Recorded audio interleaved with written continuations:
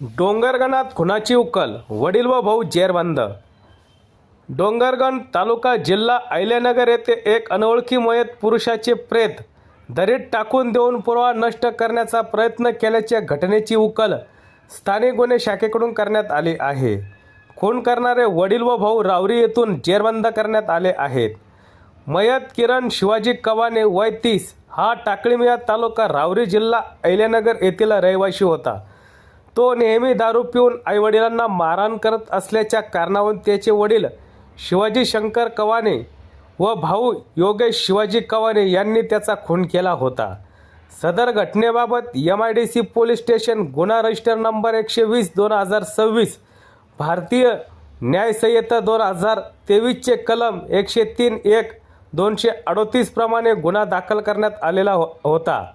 आरोपींना पुण्याचे पुढील तपासकामी MIDC पोलीस स्टेशन येथे हजर करण्यात आले असून गुन्ह्याचा पुढील तपास MIDC पोलीस स्टेशन करीत आहे।